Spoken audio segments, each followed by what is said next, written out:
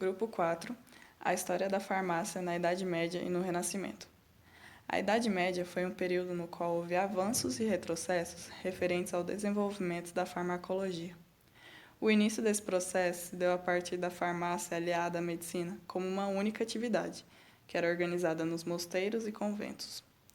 Nesse período, a Igreja Católica tinha total domínio da sociedade e possuía a necessidade de ajudar a cuidar dos enfermos por meio de práticas que fossem além da religião, uma vez que somente a oração não era capaz de cuidar das doenças dos fiéis.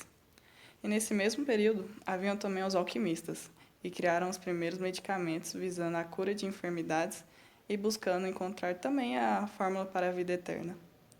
No entanto, a partir do século X, surgiram as primeiras boticas, locais de comércio onde os boticários deveriam conhecer as doenças, forma de curá-las e também ter equipamentos que permitissem o cultivo de ervas e preparos do medicamento.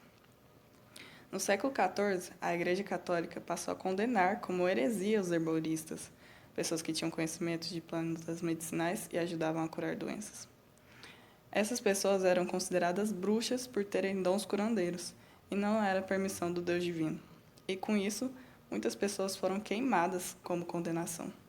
O período do Renascimento, especificamente o Renascimento científico, compreende os séculos XV e XVI, e foi marcado pelos princípios do racionalismo, do humanismo e pela restauração dos valores greco-romanos.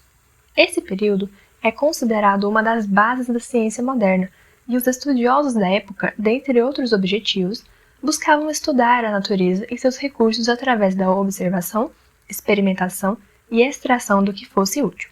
Desse modo, a análise das propriedades medicinais de ervas e outras plantas experimentou um avanço significativo nessa época, ao mesmo tempo que o mundo presenciava os estudos anatômicos de Leonardo da Vinci e a gradual mudança de pensamento da sociedade.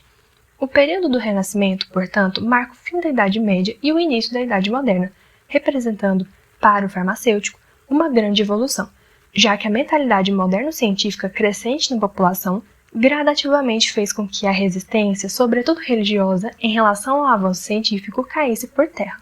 Assim, os estudos anatômicos, aliados às pesquisas voltadas para plantas medicinais e cura de enfermidades, começaram a moldar a profissão do farmacêutico como nós conhecemos nos dias atuais.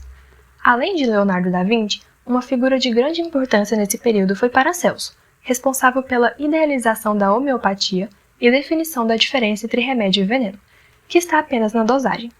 Em clássicos como Romeu e Julieta, por exemplo, do poeta inglês Shakespeare, podemos observar a presença do veneno na mentalidade popular da época, bem como o poder socioeconômico que o indivíduo deveria possuir para exercer profissões tais como medicina e farmácia, além de portar e conhecer o latim. Foi somente no século XVIII, muito após o fim da Idade Média e do Renascimento científico, que o médico e o farmacêutico foram de fato separados e o médico foi proibido de manipular e produzir medicamento, aumentando a autonomia do profissional de farmácia e consolidando sua importância nos subsequentes avanços científicos experimentados ao longo da Idade Moderna.